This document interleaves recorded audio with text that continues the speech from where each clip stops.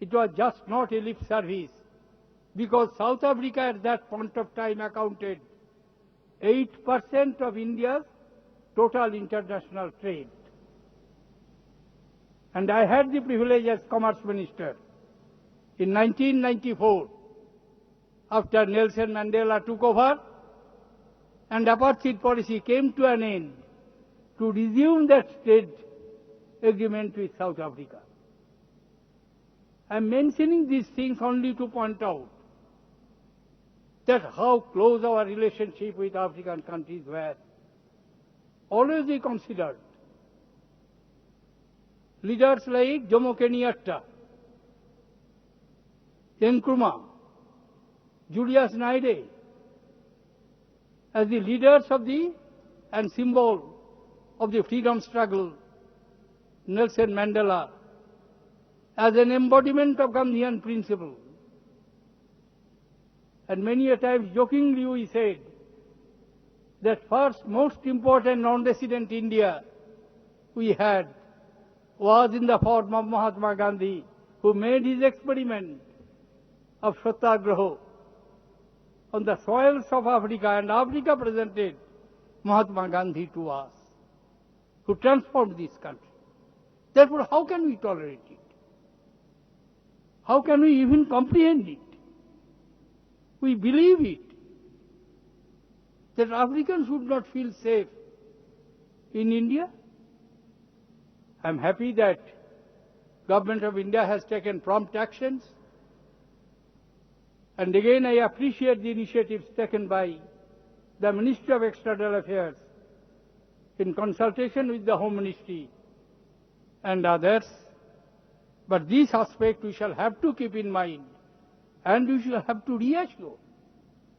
I am happy, as Defence Minister I noticed, that large number of African statesmen were the product of our NDC, were the product of various high-class military academy in India, non-aligned movement, after Asian Conference in Bandung in 1955. We consider there are 4 important personalities who gave shape to non-aligned movement. Some of them are coming from Africa. Nkrumah, Nasser, Nehru, Tito were considered as the 4 important personalities of the non-aligned movement. Jomo Kenyatta, when he led the movement for the liberation of his country, whole India stood unitedly in his support. Therefore, we shall have to create the appropriate awareness in the mind of our youngsters who may not know the history, age-old relation, many years through which the African Indian traders sailed to Africa long before Europeans.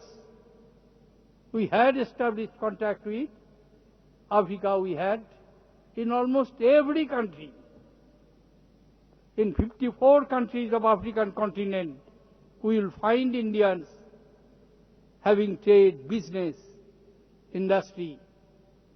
And we cannot allow this to be jeopardized in any way and create a bad impression, which is not the ethos, which is not relevant to the core values of our civilization.